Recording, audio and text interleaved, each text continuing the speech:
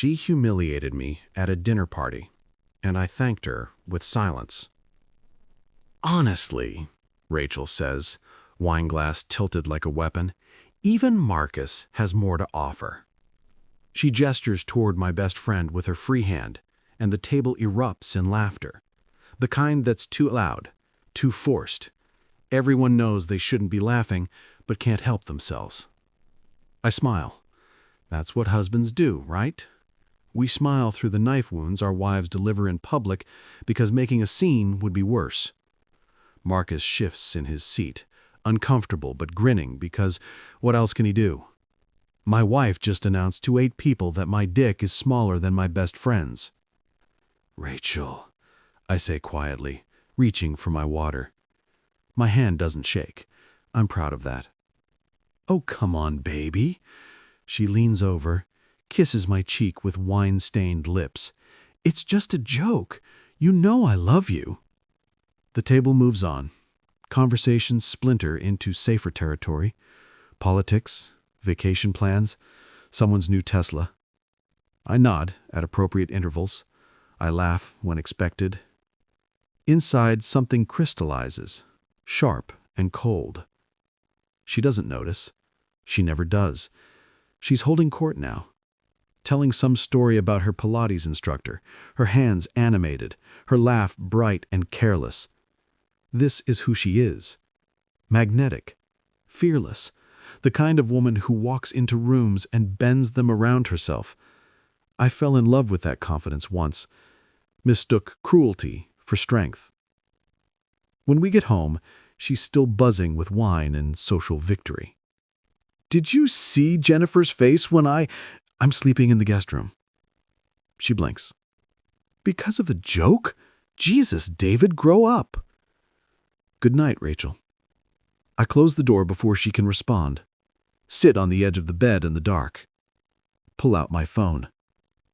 Marcus texted 20 minutes ago. Man, that was rough. You okay? I don't respond. Instead, I open our banking app. Joint checking, $47,000. Joint savings, $183,000. Money from my inheritance, my bonuses, my careful saving, while Rachel spent freely on things that sparkled. Then I open Instagram. Rachel's messages. She doesn't know I have her password.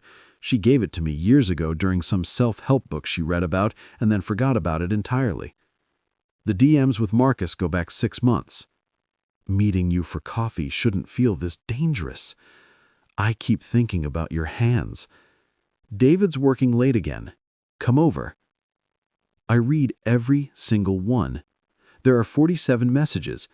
No explicit photos, but the intent is clear, the emotional affair fully formed. They never slept together.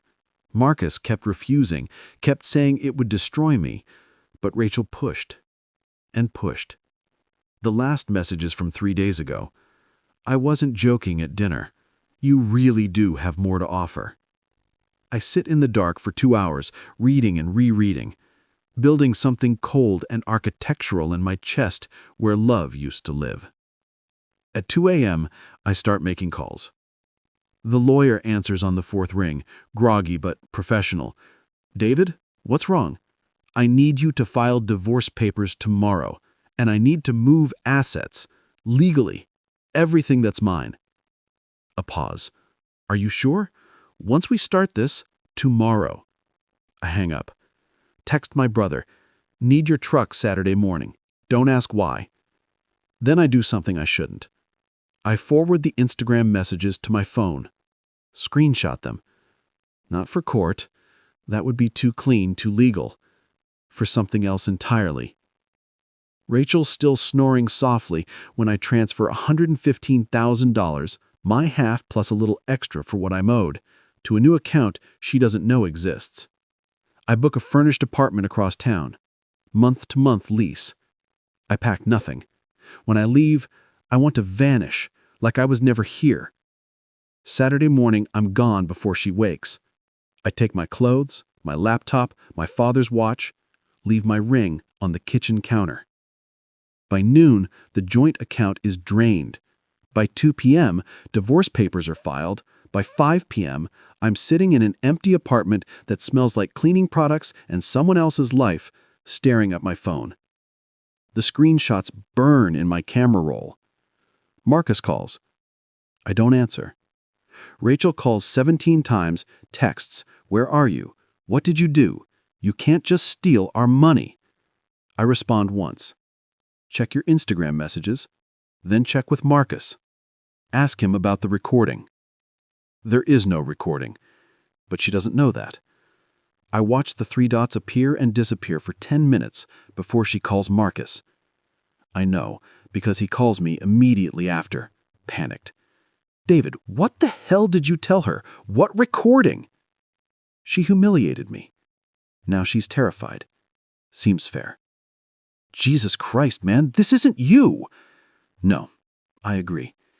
The old me died at that dinner table." I hang up, and that's when everything really begins. Rachel shows up at my apartment 3 days later. I don't know how she found me.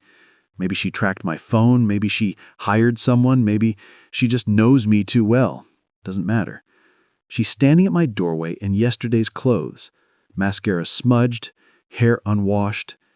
This isn't the polished woman who destroyed me at dinner. This is something raw. "Let me in," she says. "No." "David, please." There's something in her voice I haven't heard in years. Desperation, maybe, or genuine fear. It almost works. "You can talk from there." She sags against the doorframe. "There's no recording, is there?" "Doesn't matter." "Yes." She's eyes are red. "Because if Marcus really recorded me saying that, if he's been documenting everything, then I'm not just losing you, I'm losing everything. My reputation, my job, my family." She laughs, brittle. "My pride. You should have thought about that before you spent 6 months trying to fuck my best friend." She flinches.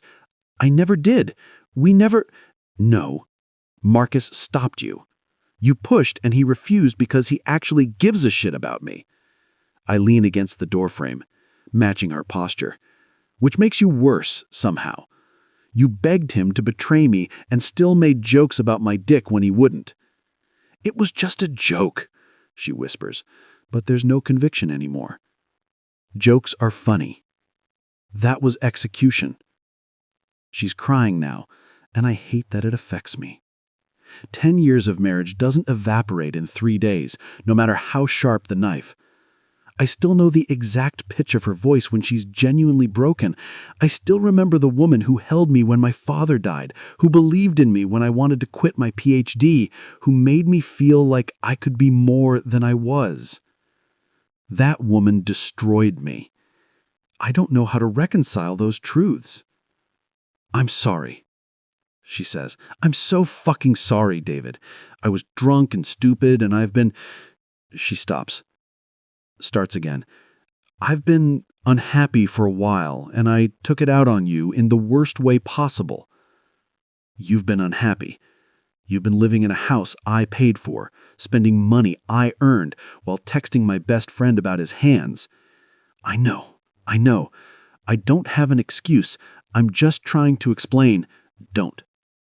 But she does anyway. "You stopped seeing me. Months ago, maybe longer. You'd come home and look through me, like I was furniture. I felt invisible in my own marriage, so she voice cracks. "So I found someone who looked at me like I mattered, even if it was wrong, even if it hurt you." "So this is my fault?" "No, God, no. I'm just—" She presses her palms against her eyes. "I'm trying to tell you I didn't do this because I don't love you. I did it because I do, and I didn't know how to reach you anymore." This is what Rachel is dangerous. She doesn't just lie. She believes her own narrative. She rewrites history until she's the victim of circumstances, the understood protagonist of her own tragedy, and she does it so convincingly that even now, sitting here, watching her fall apart, part of me wants to believe her. "There's no recording," I say finally. She looks up, hope flickering. But I did forward your messages to myself, and I could send them to anyone. Your mother, your boss, every single person at that dinner party. The hope dies. You wouldn't. I already took the money and filed the divorce. What makes you think I wouldn't? She stares at me like she's seeing a stranger. Maybe she is. I don't recognize myself either, this cold, calculating version that weaponizes information instead of talking things through. What do you want? She asks. You want me to beg? I'll beg.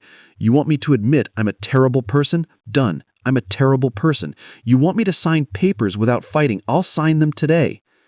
She's talking faster now, unraveling. Just please don't send those messages. Please, David, I'll give you whatever you want. And there it is, the moment I've been building toward for 3 days. I should. Marcus appears at my door 2 weeks later with Thai food and an expression like he's approaching a wild animal. I know you blocked Rachel, he says. I'm hoping you didn't block me too. I should slam the door. Instead, I let him in because I've been alone for 14 days and silence is starting to feel like drowning. He sets the food on my counter, pad thai and spring rolls, my usual order. He remembered. Of course he did. Marcus remembers everything. It's what makes him a good friend and what made Rachel fall for him. You look like shit, he says. Thanks. I mean it. When's the last time you showered? I don't answer because I don't remember.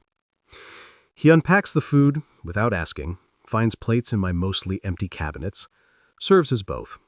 We eat in silence for 5 minutes before he speaks.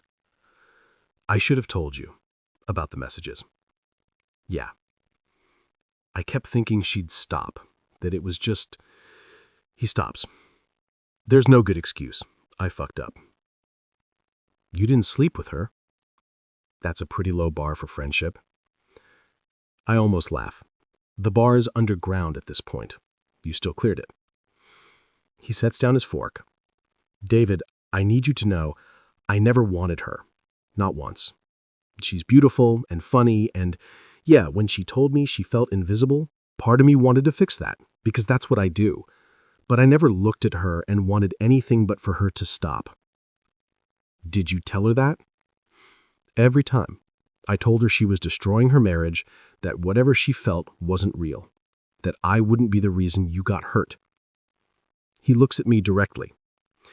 I told her if she didn't stop, I'd tell you myself. But you didn't.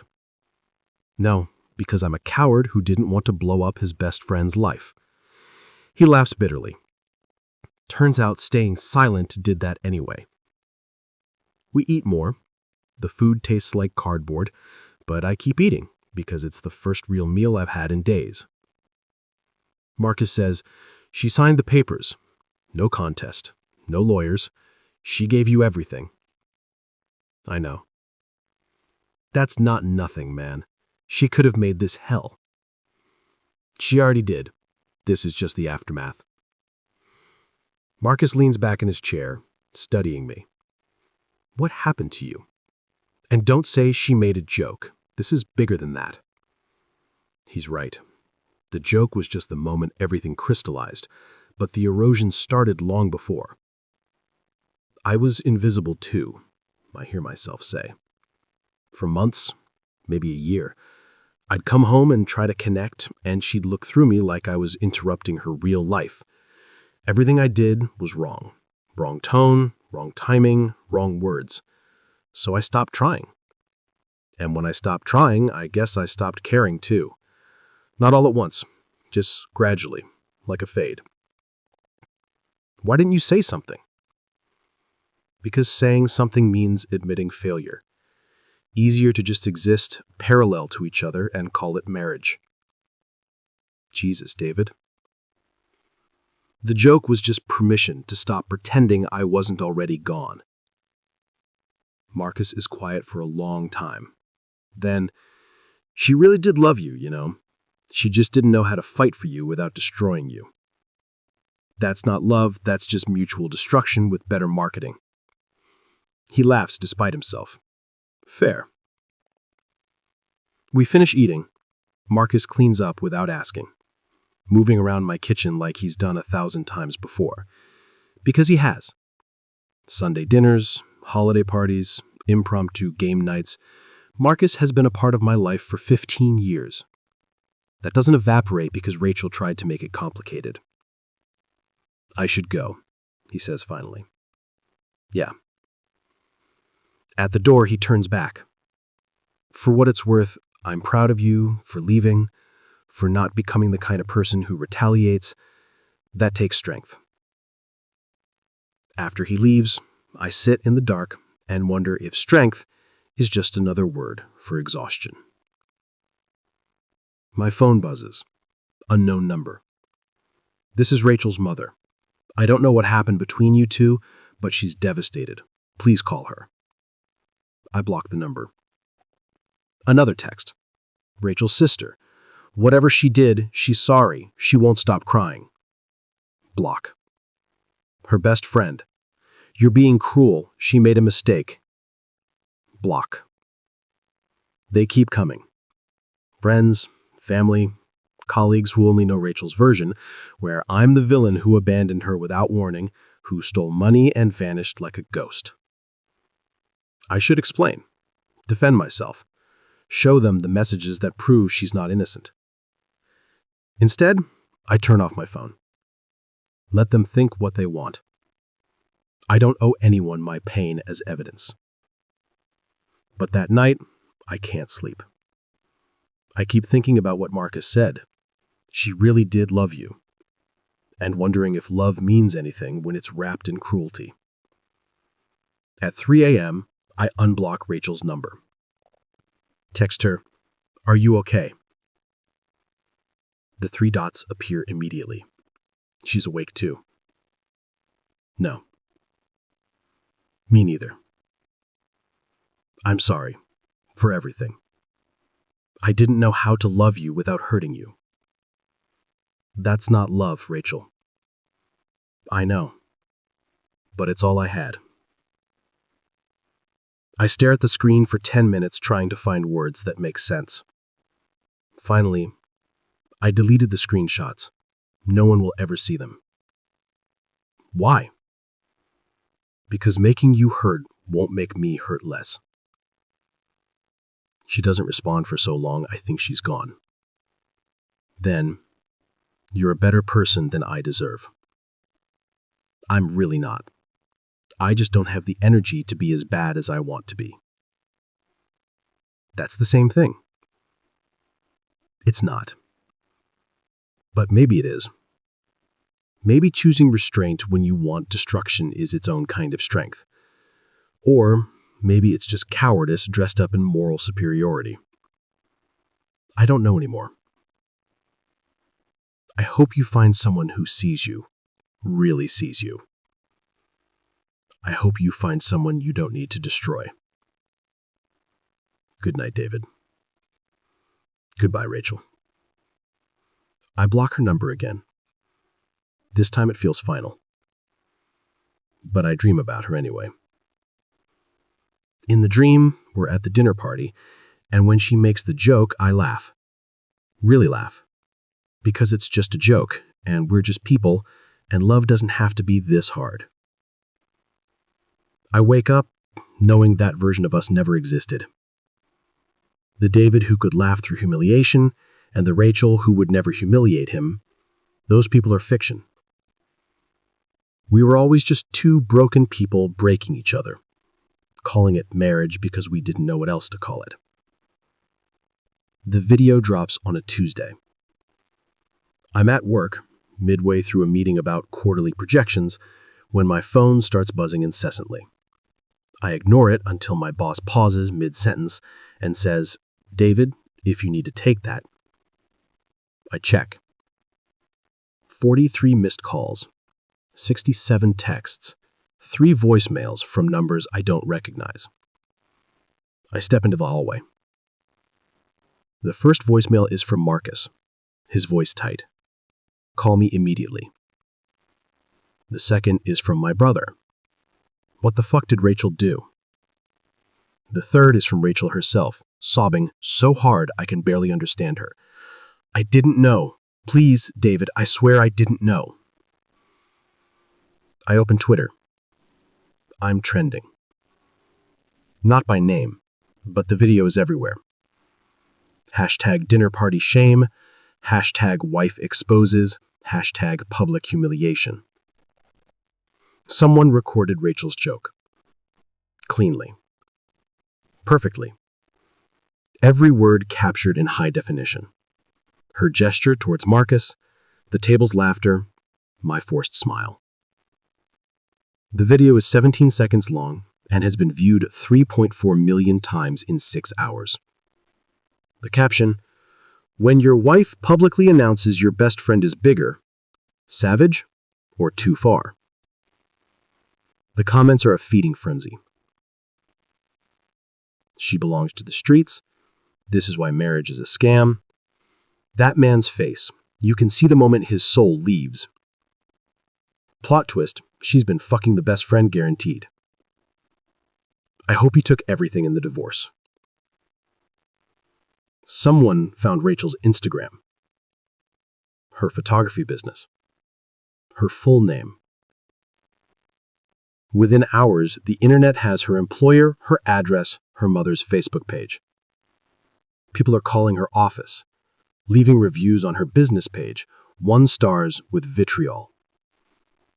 Someone created a change.org petition titled, "Cancel Rachel Morrison for Emotional Abuse." It has 47,000 signatures. I call Marcus. Who recorded this? My voice sounds far away. 6 months later, I run into Rachel at a coffee shop.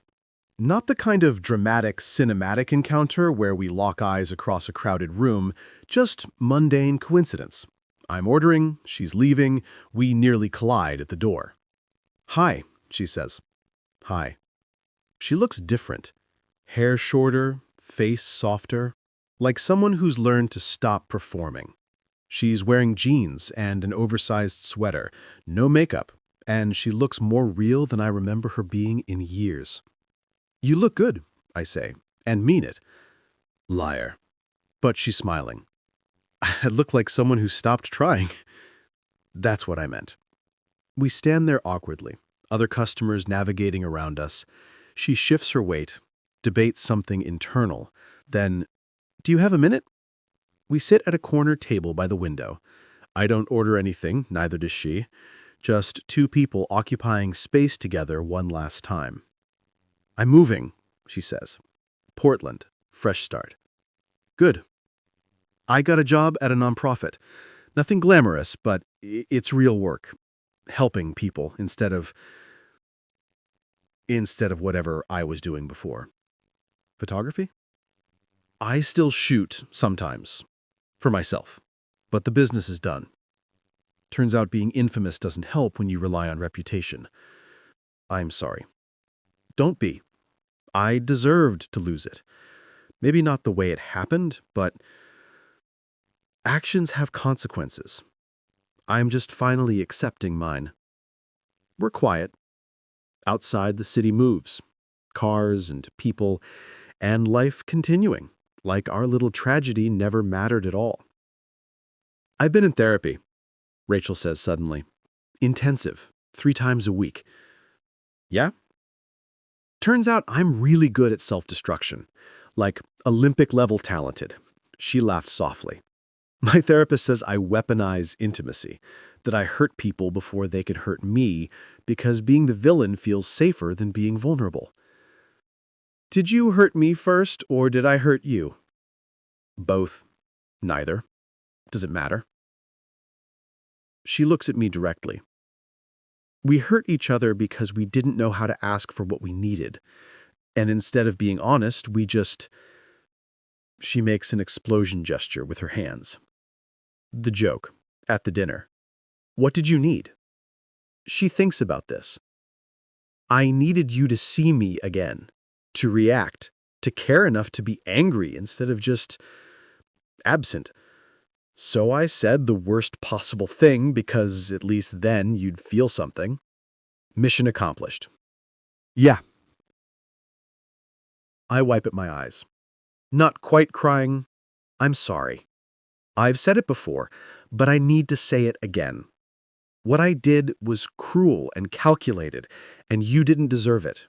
Not the joke, not the messages to Marcus, none of it. I was broken and I broke you because I didn't know how to ask for help. I want to stay angry. Want to hold on to the righteous fury that got me through the divorce, the video, the aftermath. But I'm tired, and she's already been punished far beyond anything I could have imagined. I forgive you, I say. She looks shocked. You don't have to. I know, but I do. I lean back in my chair, not because you deserve it, not because we're reconciling, just because holding on to anger is like drinking poison and expecting you to die. And I'm done poisoning myself. She nods slowly.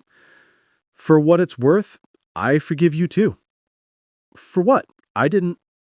She looks at me directly. You left without talking to me, drained our accounts without warning, held on to screenshots like ammunition. You became someone calculating and cold because I pushed you there, but you still made those choices.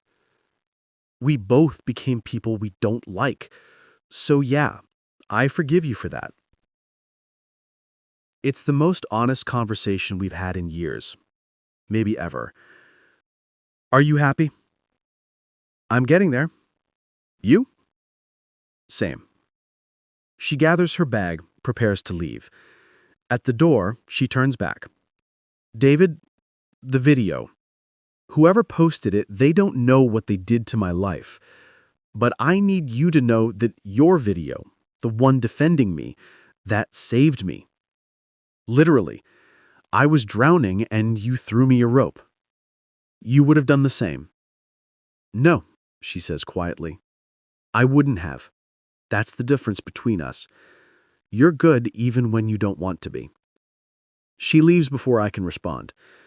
I sit there for an hour, coffee going cold, watching people live their lives through the window.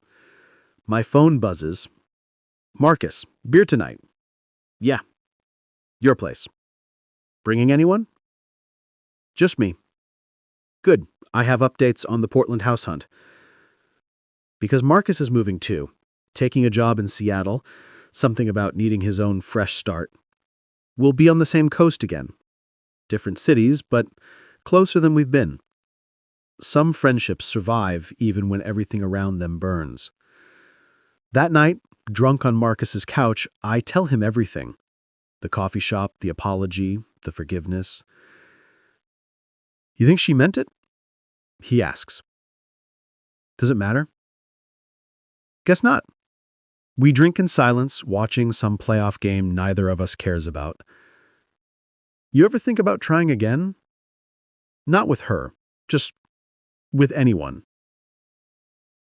Eventually, when I remember how to be a person who isn't defined by what he lost. That's very profound. I'm very drunk. He laughs. We both do. It feels good, easy and uncomplicated in a way nothing has felt in months. Later, driving home, I think about the video. Later, driving home, I think about the video. It's still out there. Viral moments never truly die, but it doesn't define us anymore. We're just two people who loved each other badly and survived it, carrying our scars into separate futures that might, eventually, feel like mercy.